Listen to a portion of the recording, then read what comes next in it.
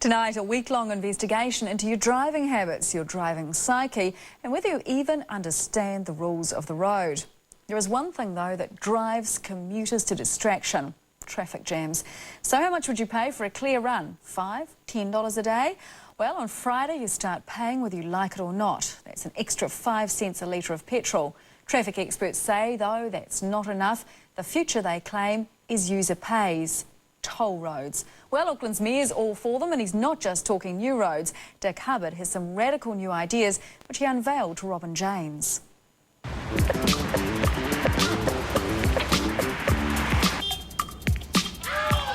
Bumper to bumper, inch by inch. Shocking. That's Auckland in rush hour. It's getting worse, progressively. But lately, amongst the snarl-ups and the road rage, something's changed. Finally, they're trying to take the spaghetti out of the junction. This is the new exit from State Highway 1 northbound to Nelson Street. It's a small step in a big problem. That's the northern tie-in. That's where we tie in the new links. Just along is the Victoria Park flyover. Still only 2 lanes, still a guaranteed bottleneck in rush hour. It shouldn't be traffic backed up from 7 o'clock in the morning to 10 o'clock in the morning on the southern motorway coming in from the North Shore. But it is. Traffic is part of being an Aucklander. The government is trying to change it, digging deep. An extra $1.6 billion to solve Auckland's transport problems over the next 10 years. Nearly half of that, though, comes from us, the driving public. On Friday, we start paying an extra 5 cents a litre in petrol tax. Yet the construction industry says it's still not enough to pay for the roads and Transit's 10-year plan, let alone projects like a second harbour bridge. If we want to have the maximum benefit for our economy, drive it forward over the next 10 years, based on this period of prosperity, we really need to bite the bullet and spend a bit more. So if Auckland's stuck in traffic, what have other cities done? Well, 10 years ago, Melbourne was stalled too. Its answer? Toll roads. User pays. It's an option Auckland's mayor is all for. I believe categorically that tolling is the answer. And Dick Hubbard's not just talking new roads, he'd like to toll old roads, the Harbour Bridge. He even wants special business class motorway lanes. I think we just have to bite the bullet and say we're going to do it. There was an old 4-lane freeway and we had to make that into 8 lanes. Melbourne's a good example of tolling in action. CityLink, 22 k's of private road from the airport to the city and beyond. If you drive it, you pay electronically. So how much did that just cost us? It just cost us $1.20. It can add up, a maximum $10 a day. Still, 300,000 people drive this road every day. And driving time is down. 20 minutes is the average during peak periods, but up to an hour for some trips. Who wouldn't want that? Absolutely. Bring it on. Fairly heavy, jam-packed. Anything that gets the traffic down. I hate sitting in traffic all day. Tolling isn't new. Remember the Harbour Bridge. Drivers giving the correct money need barely pause in their journey. We paid for that. Now Dick Hubbard's talking about paying again. It may well be that one alternative is to look at tolling the Harbour Bridge in order to build up funds for a second harbour crossing. Now, obviously, that has to be tested politically. With the new electronic tolling technology, user pays takes on a whole new meaning. You can have a peak rate to discourage use of roads during peak. You can have off-peak rates. More tolls, more roads. Paul Mees is a transport lecturer at Melbourne University. He studied Auckland's transport woes. Very hard to find a city anywhere in the world where the dice are as heavily loaded in favour of motorways as Auckland. Relative to population, it's one of the most extensive motorway systems in the world. Paul reckons less roads, more rail. It's the Los Angeles syndrome where all the investment's gone into freeways and the city's become totally dominated by the car.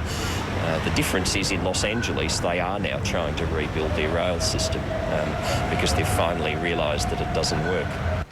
Melbourne has 3.5 million people to Auckland's nearly 1.5. Melbourne also has an extensive public transport system.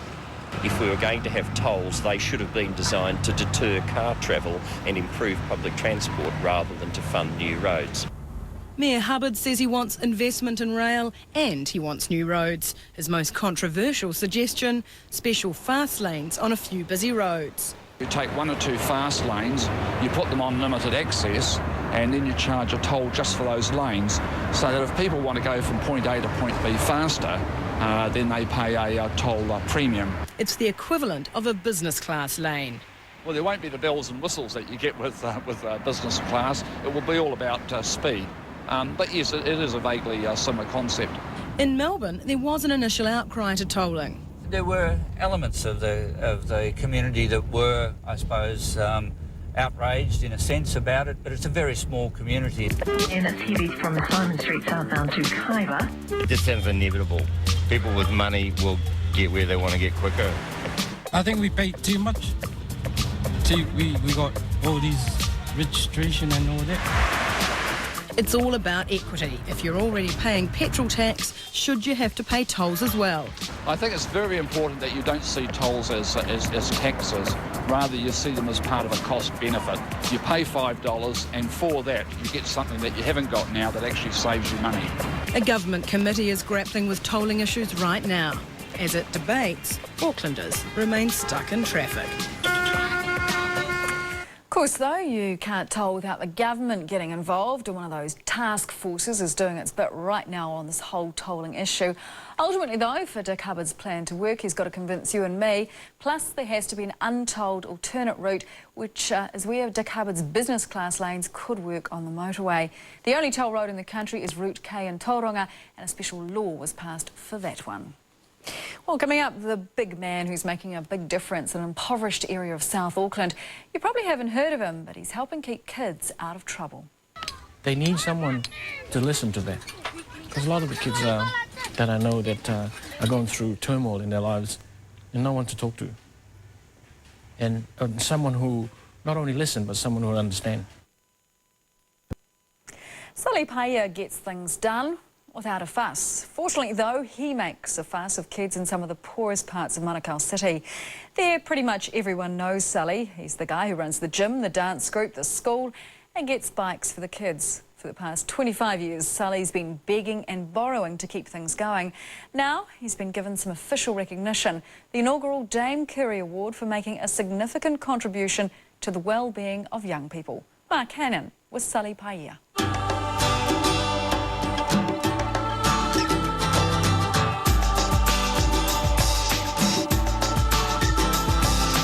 Otara is one of Auckland's poorest suburbs. Crime's pretty common, so are drugs. Lots of kids here, but not too many leaders.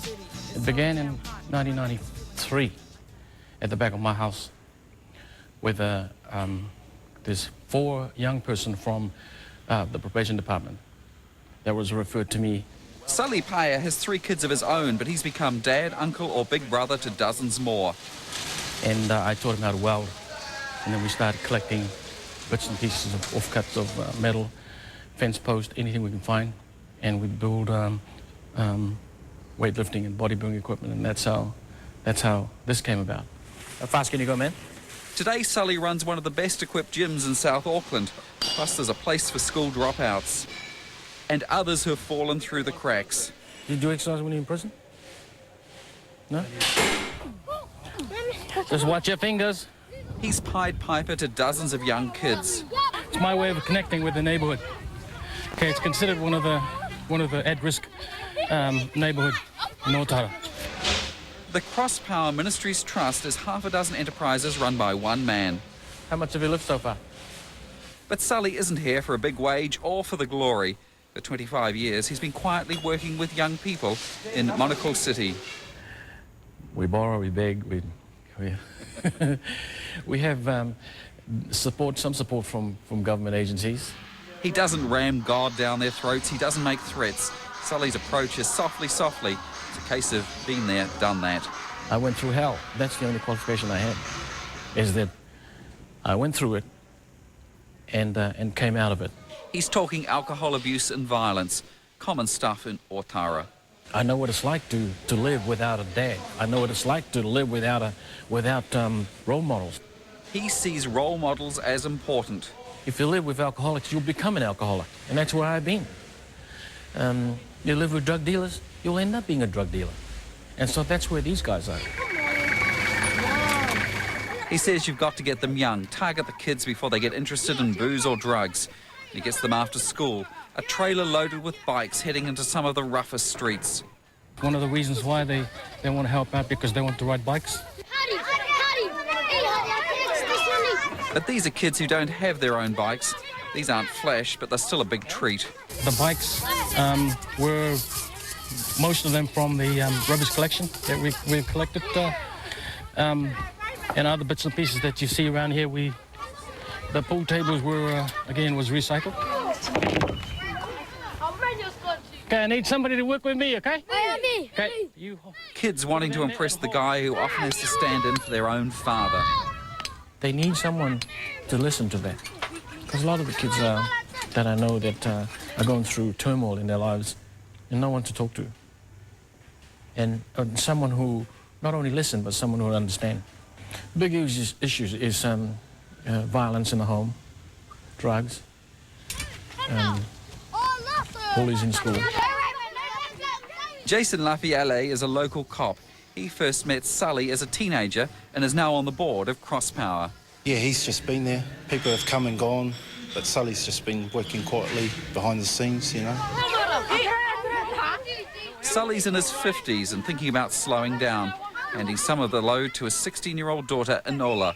The thing with him is that it's always about the people, so that's why people love him, because, you know, it is about the people and no politics. It's not about the money or anything else. Before he moves on, though, Sully wants to get Crosspower on a strong financial base. At the moment, it relies on short-term grants from places like the Ministry of Education and Monaco City. And we decided the only way for us to be able to maintain long-term is to establish business ventures. So far, it's small-scale planter boxes to be sold at a local nursery, but at least it's an income. We've made lots of mistakes, but this is our end product. We've managed to perfect it and make it a sellable item. Sounds a bit like many of the kids who have run across Sully over the years.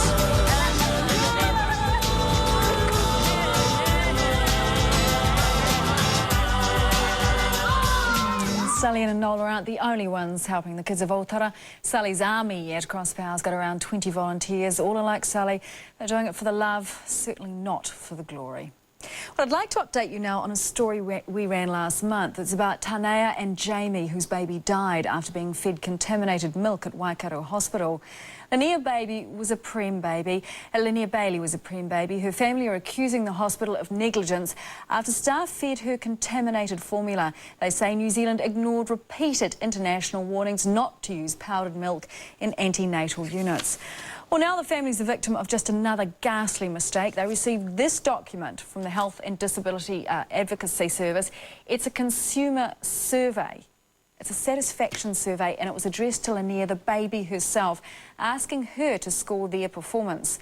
Well, after we notified them, the service says it's contacted the family to apologise, and the service assures us it has corrected the problem in its database, so it won't happen again. You would hope not.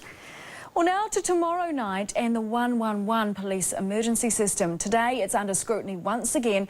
So what really goes on when police take your 111 call? A rare look behind into the police lines. Police emergency, good evening. They are headhunters, you know the headhunters. Okay, you happy to hang up the phone for me and wait for the police to arrive? We're already on our way. Approximately 20. Amanda, what's going on? Right, Belinda, listen to me, don't scream at me, please. It's in Whangarei, if you could head to Walton Street, intersection Railway Road. Go to the hospital, I'm going to get the car and I'll come straight up, please. Roger, is our victim okay?